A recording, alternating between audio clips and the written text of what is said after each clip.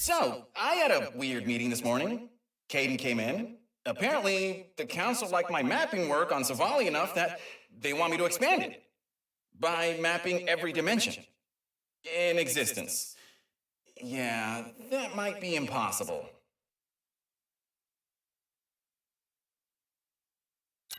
Okay, I thought about it over lunch. I don't think it's that impossible.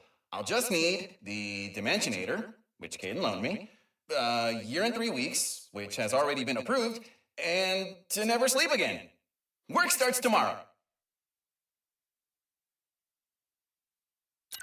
Mapped my first dimension today. Pretty standard stuff, except the colors there were so vivid, like, whoa. And there were these creatures. One of them even looked like a Lombax, but he had smaller ears, a mask, and a cane, and I think he was pulling some kind of heist. Whatever it was, it looked cool.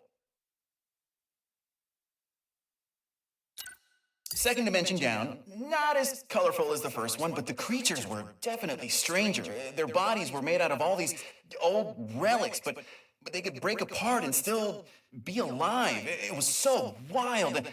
And now I wish I had asked Caden for more time. I just want to learn the stories of all these dimensions.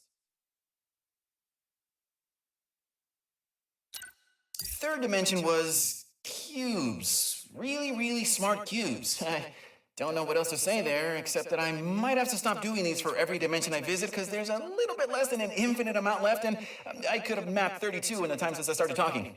Okay, bye.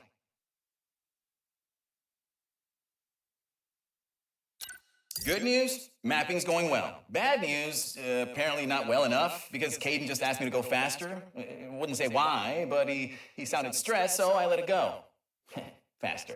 Yeah, okay, like it's that easy. Well, good thing I stopped doing those recordings. Wait, I'm doing one now. Ah.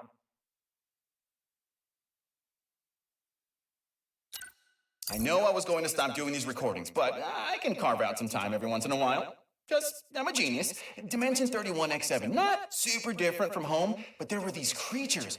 One was firing a gun and spinning himself around every other second, while the other hung out on his shoulder doing live commentary. Oh, I wanted to hang out with them so badly.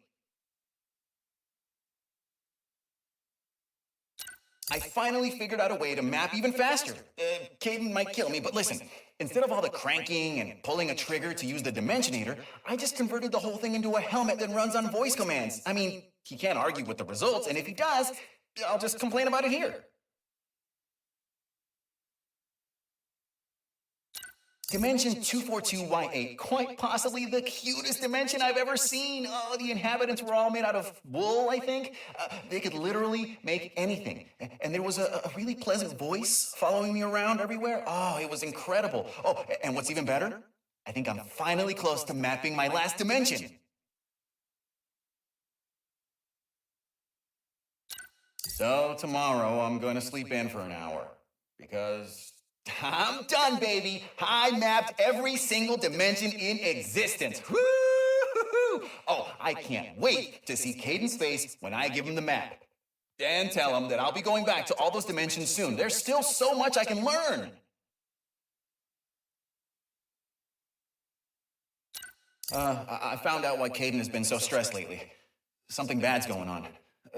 Bad enough that we need to hide as many Lombaxes as we can. And I guess all of my mapping work was to help find the perfect dimension for us to hide in. So, yeah, I hope I didn't screw anything up.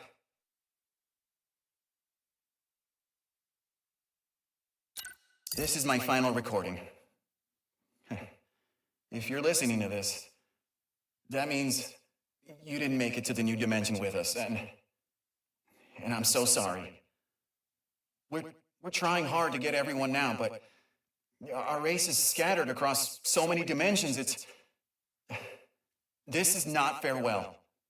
I left a copy of my dimensional map in the archives, and I marked down where we're all going. I wish I could have left you a Dimensionator too, but hey, I'm only one Lombax. I hope you find your way back to us, and if you do, please look me up. The name's Mags, and I'd love to hear your story.